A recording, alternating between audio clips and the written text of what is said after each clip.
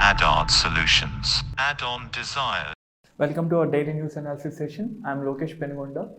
This session is mainly for those aspirants who are preparing for banking, groups, and other examinations. So, our first article of today's discussion is India and Japan agreeing to have more collaboration in the space.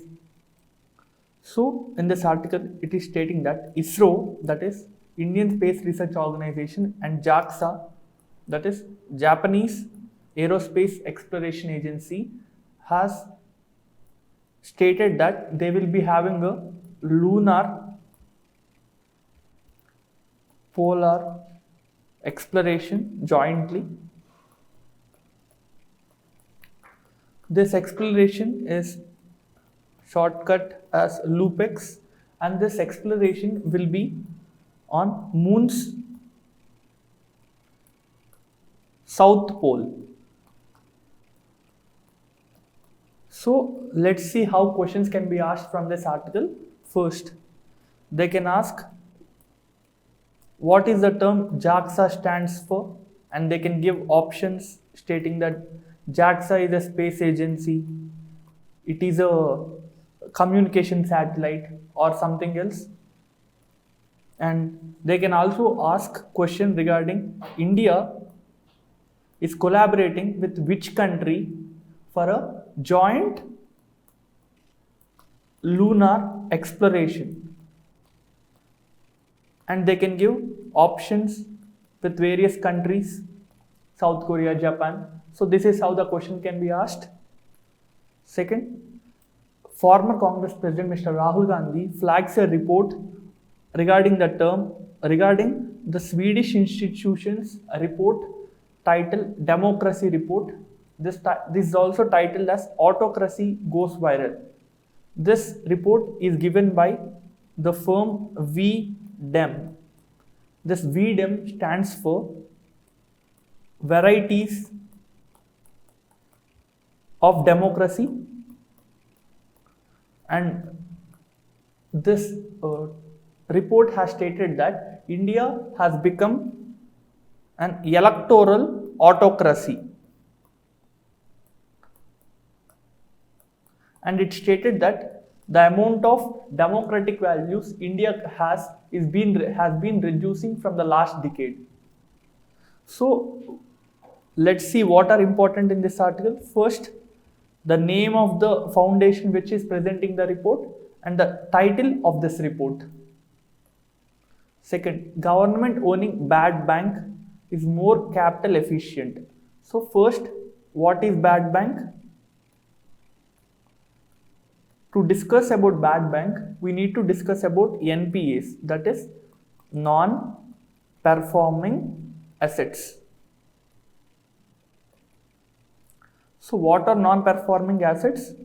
Let's say there is a bank, and this bank given a loan to person A, that is, let's say 100 rupees, and after a while this person has to pay some interest, and later at the end of the period he has to pay back the 100 rupees, that is principal. So NPA is when the person who took the loan did not pay back the interest or the principal within 90 days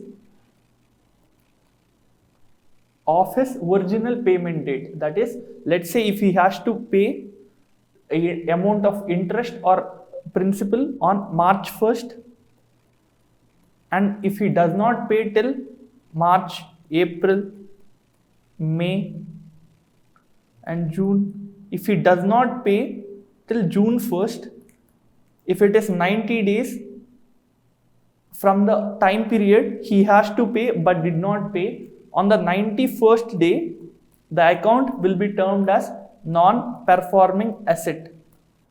So what happens?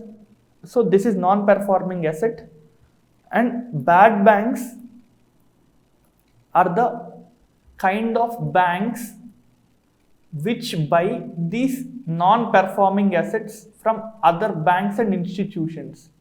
One thing you should note is bad banks does not, I'm repeating the term, not give any loans, not accept any deposits from customers. Its only duty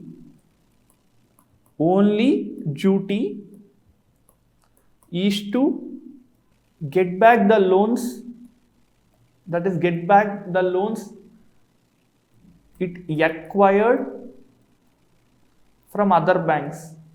So I will tell you in brief how it works. Let's say there is a state bank. This bank has given a loan to person A, and person A did not pay the principal or the interest in 90 days. So this will be turned into a non-performing asset, and this non-performing asset of person A will be bought by bad bank. So as this is 100 rupees, let's say this bad bank will buy this asset at 80 rupees from State Bank of India. That is, after giving 80 rupees to State Bank, it will take the 100 rupees loan it has provided to A. And this bad bank will try to get back as much amount as possible from this person A. If it gets more than 80 rupees, then this will be profit to the bad bank. If it is able to get less than 80 rupees, this will be a loss to the bad bank. This is how a bad bank works. And in India, currently, no bad banks exist. Okay? No such bad banks exist. And in the 2021-22 budget session, Finance Minister has said that they are planning to establish a bad bank in India. Okay, till now, no bad banks. Next, there is an article in Hindu talking about Rohingyas. So, who are Rohingyas? Rohingyas is a Indo-Aryan ethnic group. This group primarily follows the religion Islam. So, there are members in this group who may be not following Islam. That is, people who might follow other religions such as Hindus, Christians might also exist. So you should note that Rohingya is not, all Rohingyas are not Muslims. There might be some Rohingyas who might be from other religions. So what happened was Rohingyas, they particularly lived in a state called Rakhine state of Myanmar. In India, we have states such as Jammu Kashmir, Kerala, West Bengal. Similarly, in a country called Myanmar, there is a state called Rakhine state. And these Rohingyas, these ethnic people, lived mainly in Rakhine state. Myanmar army tried to brutally send them away. As the Myanmar army is killing them and is unleashing violence on them, so the people in this region, they went to the next neighboring country, that is Bangladesh. And in Bangladesh, you see here, there is a place called Cox's Bazar. Cox's Bazar is a city in Bangladesh, and it has the largest Rohingya migrant population.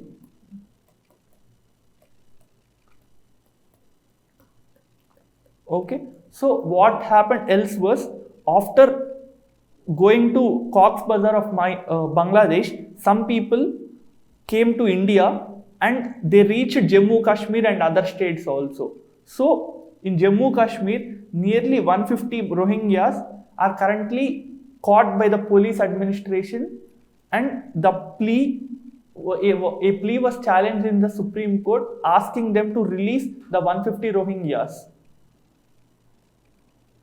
Next, in the newspaper, we see that MLC elections in the state of Telangana are currently going. So what is this MLC elections and how does it work? First, members of Legislative Council. Legislative Council, that is MLC. So what is Legislative Council? In every state in India, we have legislative assemblies whose members are called MLAs, that is member of legislative assemblies. Similarly, in few states, we have legislative councils. And these members of these legislative councils are called MLCs. So what is this legislative council and how is it established? Under Article 169 of the Constitution, a state government can request the Parliament to establish legislative council in the state. This request from the state government should be form of a resolution passed in the state assembly, and this resolution should have support of majority of the strength of the house and 2/3 majority of the members present and voting. That is, let's say there are 100 members, that is the total strength of the house. So first, at least 51 persons should give assent for requesting this resolution. Next, let's say in this session only 80 persons are present. If only, let's say 90 persons are present, at least 60%, that is 2/3 of those present in this session should give assent. So at least 51 should give their assent, and 2/3 of those present in this session should also give assent. That is at least 60 if total present is 90. Once this request is sent to the Parliament, Parliament can act or might not act on this request. So let's see how many states has legislative councils. In India, only 6 states has legislative councils, and these 6 states are Uttar Pradesh, Bihar, Maharashtra, Karnataka, Andhra Pradesh and Telangana. So how does the members of this legislative council get elected? First, MLCs are chosen in this manner. 1/3 of the total members, 1/3 are elected indirectly by those who are members of local bodies.